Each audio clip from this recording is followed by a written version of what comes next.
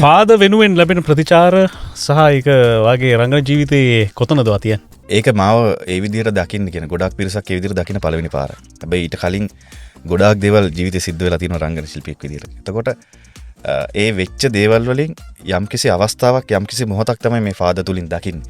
එතකොට ඒ නෙවෙයි සම්පූර්ණ තිල්න ඩිසිල්වා ගේ රංගන ශිල්පියා. එතකොට ඒ කාලවක වුණේ 2024 වගේනේ. ওই කාලවක වුණේ පහු කරපු එක මොහොතක ෆුටේජ් එකක් තමයි අපි මේ දකින්නේ. මේ මොහොත කෙනා ඊට වඩා වෙනස්. කියන්නේ මං කියයි දැන් ඒ චිත්‍රපටය කරන්න හම්බෙන්නේ අපේ මේ මොහොතේ ඉන්න දෙවන්තම රංගන ශිල්පිනියන් එක්ක. අපේ ජෙනරේෂන් එකෙත් අපිට උඩ ජෙනරේෂන් එකෙත්. එතකොට මං කිව්වේ ඒවයින් අපි ඉගෙන ගන්න. එහෙම තමයි අපිට ලෙක්චරර්ස්ලා එන්නේ.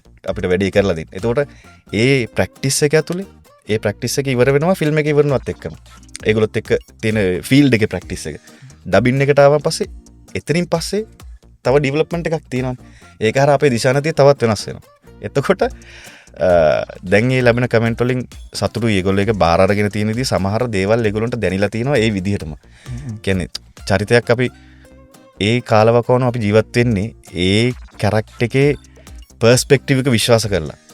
මම ඒ පාලිතගේ ඒක විශ්වාස කරලා තමයි මම කියන්නේ මම ඇග්‍රෙසිව් චරිතයක් නෙමෙයි මම තිල්න ඩිසිල්වා ගහගෙන නැහැ ගහගන්න යන්නේ නැහැ අතපයි ඉස්සර කරන්න කලින් දේවල් අපිට තියෙන ප්‍රශ්න විසඳ ගන්න. මුලින්ම වචනයක් දාලා බේර ගන්න පුළුවන් එක අත දාලා වවා ගන්න ඕන නෑනේ. හැබැයි අර එහෙම කෙනෙක්. එතකොට එයා ඇයි එහෙම කරන්නේ? එයා කියන්නේ එයාට ඇයි එයා කතා නොකර එයා කෙලින්ම ෆයිට් එකට යන්නේ. මොකක්ද එයාගේ? මිත්‍රත්වයේ හැඟීමේ තියෙන උච්චතම අවස්ථාවක ඉන්න කැරක්ටර් එකක්. ඒ කාලවකවන වෙනකොට ෆෝන් මුකුත් නැහැ. හම්බෙන යාළුවෝ ටික අතර තමයි සීළු දේවල් ටික බෙදාගන්නේ. එතකොට ඒ මොහොතේ තමන්ට රැකවරණේ තියෙන තමන්ව ලීඩ් කරන යාළුවත් එක්ක තියෙන ලව් එක හරිම වැඩිනේ. ඒ වෙනුවෙන් ඕනම දෙයක් කරනවා කියන චරිතය තමයි එයා. එතකොට මට පේන්න ගන්නවා කියන්නේ මෙහෙම තියෙනවා එකක්. හැබැයි කියන්නේ ඒ දේවල් ටික එක්ස්පීරියන්ස් වෙන්නේ ඒ ෆාදර් හරහා. ඒක දැකලා තියෙනවා මේ ප්‍රේක්ෂකයෝ සමහර දාන කමෙන්ට් වලින් එහෙම දැකලා තියෙනවා. කියන්නේ ඒගොල්ලෝ අපිට ෂොට් එක ගන්න කලින් කියන්නේ ඇක්ෂන් කෝල් එකට කලින් අපි කීප දෙනා මෙහෙම ඉන්නකොට දැන් මෙතන නිශ්ශබ්ද හිටියොත් එමු ටිකක් වෙලාදී අපේ හાર્ට් බීට් එකත් අපිට දැනන ගන්නට අපිට කන්සර්න් කරන්න පුළුවන්. අර ශබ්ද ගොඩක් අස්සේ අපි සමහර ෆ්‍රේම්ස් වල අපිට ඒක දැනෙච්ච අවස්ථා තිබුණා කියන්නේ. මොකද ඔක්කොම මේ ප්‍රැක්ටිස් එකේ ඉන්න කට්ටියනේ. ඒතකොට ඩිසිප්ලින් අවුල් තැන් නෑ කිසිම. කියන්නේ මේ මූඩ් එකේ ඉන්නකොට වෙන දේවල් නෑ. මේ මූඩ් එකේම තමයි සියලු දෙනා.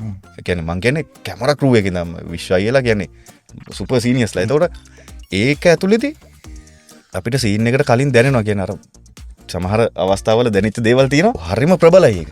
එතකොට ඒක කැප්චර් කරගෙන ඒ විදිහටම ඒක කමෙන්ට් එකක් දාපු කට්ටියක් ඉන්නවා. ඒක කියන්නේ ඒක දැනගන්න කිසිසේත් විදිහක් නැහැ නේ. විදිහක් නැහනේ.